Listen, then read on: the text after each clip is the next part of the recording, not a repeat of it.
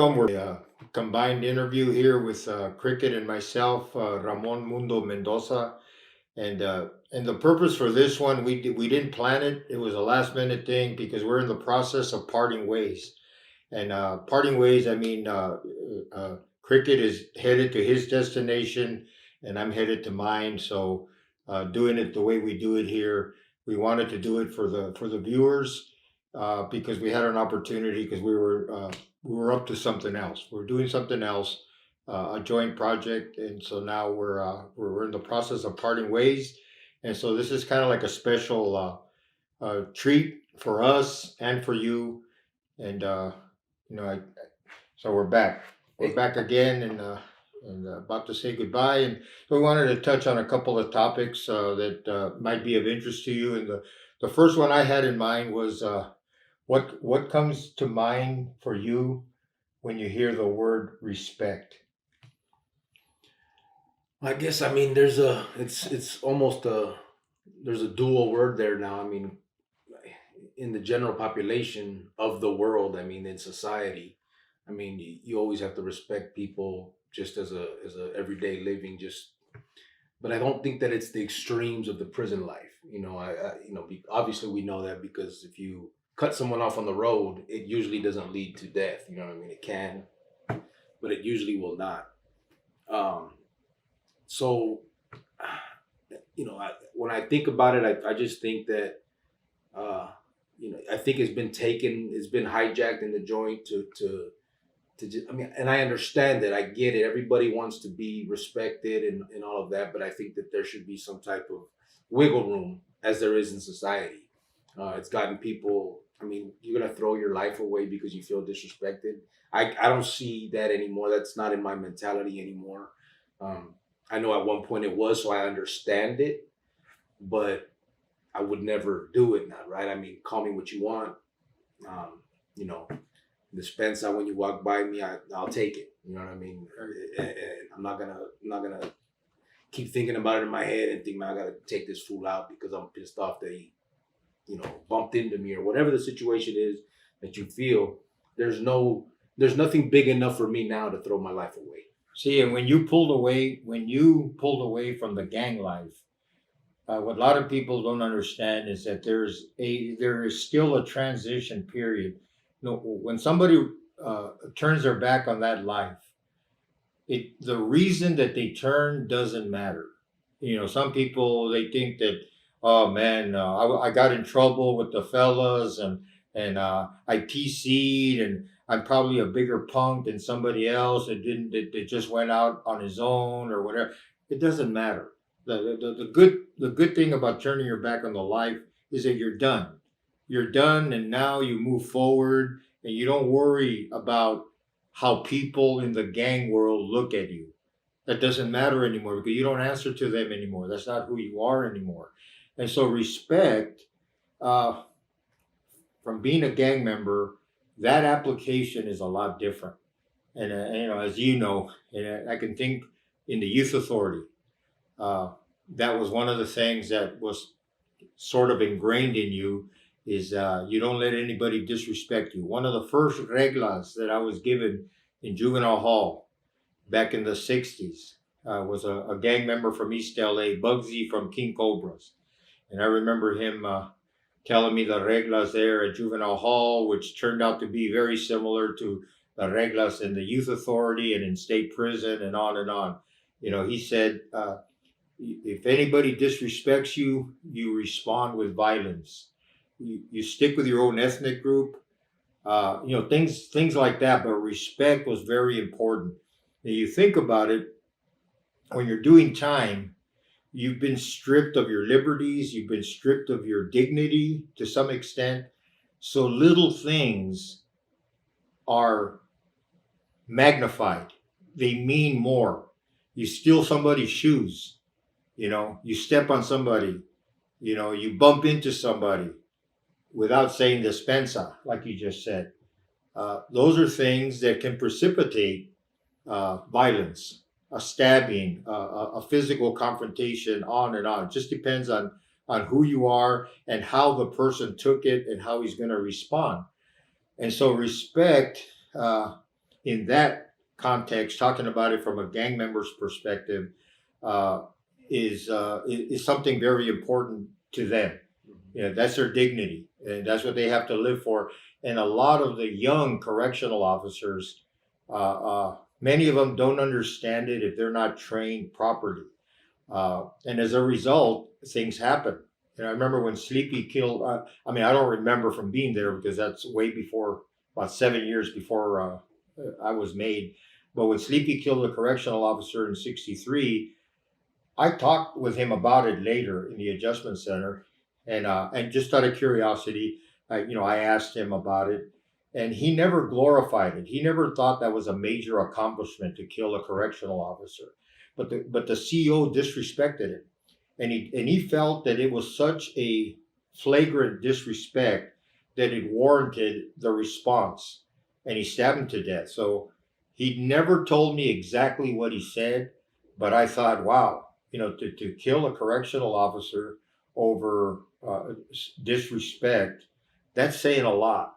So when we're talking about training for correctional officers, they need to know, and police officers, they need to understand that respect doesn't mean that you're acknowledging or agreeing with what an accused gang member does, or is it what a gang member is accused of, or what he's convicted of. It means you give him professional respect, and that's going to go a long way. Not only in keeping order, you don't get your fellow staff members assaulted because you're giving them respect and they're giving it back, right? Hopefully. And it's also an investment later on when guys decide they want to pull out of the gang life. Who do they go to? They go to the officer that showed him respect. Yeah. Many times. I'm not saying all the time, but they'll go to the officer and they'll say, hey, Officer so-and-so, Officer Peabody, LA sheriff guy that I know, was good. Officer Marquez, Department of Corrections guy that I know, he was good to me, treated me like a man with respect. So, you're investing also in a guy in the future that wants to pull away from the life. So anything you want to add to that? No, I mean, that's you covered all the topics. Obviously, you know that one of my best friends, through it all, that stayed in the life, Chino, killed that officer, and it was the same response from him. He said he felt disrespected. It's tough because, yeah, like you said, unless they're trained properly and told, like, listen, man, just by respecting an inmate doesn't mean you're acknowledging that there's some special person, or whatever the connotation respect brings to in mind. That's not what it is. You're just remember they're human beings and treat them that way. Everyone understands you have a job, but there's a line, and I guess that's especially in there because of what you said. Everything's magnified. So when you reach the pinnacle of your criminal life, when I say the pinnacle, it's when you became a made member of the Mexican Mafia in Arizona. Mm-hmm. Would you consider that the pinnacle of your criminal life as far as, I made it to the top? Yes, well, of course. I mean, that is the maximum status in Arizona. So yeah, you're on the top once you get there. So once you're at the top, there's virtually nothing that a rival prison gang or a non-made member, there's virtually nothing that they can do that even has the semblance of disrespect that you would have accepted. No. Right? Yeah. Exactly. Because you're living up to a certain standard that now you have set or your gang has set, and so you cannot tolerate, because to tolerate any perception of disrespect, what that does, if you don't respond, it shows what? The weakness. Yeah, absolutely, and that's your life. So. Yeah, weakness, and of course your life is on the line, and you just can't do that. Mm-hmm. You have to toe that line, and so respect for a prison gang member is taken to a different level at that point. And when I hear people talking about disrespecting rival gangs, rival prison gangs, I'm total agreement. I remember back in my day, we had our rivals, BGF, NF, and we didn't disrespect them when we were coexisting because that's not a manly thing to do. At the end of the day, when it was time to go to war, well, obviously the ultimate disrespect is to assault them or take their lives. But that's different. That's warfare. That's you do what you got to do, and but yeah, respect is I think is a topic that I think law enforcement, I think the convicts and the gang members, they have for the most part a handle on that type of respect, what it means. With the police officers, for the most part, they know the rules of the game. When they come to arrest you, you raise your hands, you turn yourself in. Okay, you respect that because again, that's part of the game. If you're a guy with do they have a three strikes law in Arizona? It's not necessarily a three strikes law, but they do have prior enhancements. So for every felony, it enhances more and more. So after the third one, they only have the two enhancements, two priors.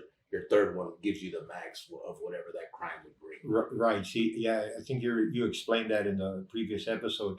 California, we have a three strike law, and the convicts when they're out on parole and they're navigating through the streets, they are fully aware of their strike status. So if you have two strikes against you, you know that the next felony arrest is going to bring you that third strike. And so plenty of firearms navigating through the streets. And so when you're on your way to a crime scene or on your way back from a crime scene or just navigating in general and you're armed, you know you're facing that third strike. So there are some guys that are willing to hold court. And that's, some people call that suicide by cop, but the intent of the prison gang member is not to die. The intent of the prison gang member is to kill the police officer because he doesn't want to go into custody. So that's, we called it holding court, making the cop the judge and the jury, but hoping to take him out, in the process. So, that's like an exception to the so-called respect thing and all that. But the officers, I think, are the ones that need more training with regard to that topic. In understanding you're not compromising yourself in any regard by exhibiting professional respect to a suspect, to a gang member, or to a convict. Now, of course, if they respond negatively, cussing at you, spitting on you, or trying to assault you, well, then you got to do what you got to do, and shame on the guy that tries to do that, because they have the deadly force capability, and it'll be used. So, yeah, absolutely. Yeah. Yeah, I mean, I get that's, and I'm sure most cops, for the most part, know this, especially the ones that are dealing with gangs directly on a day-to-day basis. By the time they've gotten there, I think they pretty much understand all of that stuff. It's pretty much ingrained in them. I think just by uh, almost by osmosis, right? By just dealing with the gang members on a daily basis, they understand. I mean, you don't walk up to a crowd of gang members and they start cussing you out and spitting on you. They don't, they're pretty respectful to the cops as well. If they don't run, obviously. Yeah. So I think it's understood. It's established that that's the way it is, unless obviously there's that, the outliner, like you said, where someone just is not going to allow themselves to be taken into custody. And then, I mean, respect is just out the door when it comes to that. It has nothing to do with respect. And he's not thinking about that. It's just a matter of getting away if they can, the best way they know how. So. Now, the Arizona Mexican Mafia has, like the California M reglas, Yes. Rules that govern their operations and their conduct. Does the Arizona M have a rule against using drugs? No, they don't. So it has changed through time. It used to be where no, in the joint, no, you got high as you wanted, but as soon as you were released, you were not allowed. It was against the rules to do drugs on the streets. Many carnales got killed for violating that rule, and some got away with it. It just always depended on obviously who it was, but for the most part, it was a pretty strict rule at the time when they had it. Um, And that the changed. intent. What was the intent of the rule? I'm asking you, even though I probably know the answer, but for the audience. Yeah, I guess the main thing is because usually once you're on drugs, you forget everything else. Your main motivation for and we're mostly talking about chiva. I mean, we're not talking about weed or something, but Right. we're talking about chiva because that's that's the popular. culture, the popular one amongst the Chicanos growing up and in the Pinta. So once you're on that, I mean, your everyday motivating factor is just to get that fix so you don't get sick or whatever. You need that high. So you kind of stop taking care of whatever else you need to. So to deter from that, they just put that regla in. Just don't do that. Then in around 98, 99, it was changed because of the one that I told you, Crow, Angel Rivera.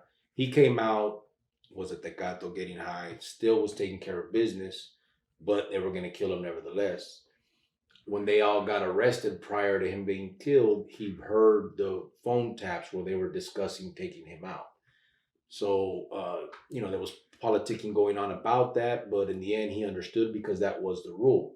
However, once he got back to, the Beehive, which is what they called SME2 at the time, where everybody was STG'd, he proposed to the Mesa, which he had a seat at, that rule would be changed and said, as long as you're taking care of business, you do whatever you want. We got to trust the Carnales to that they know what's right and what's wrong.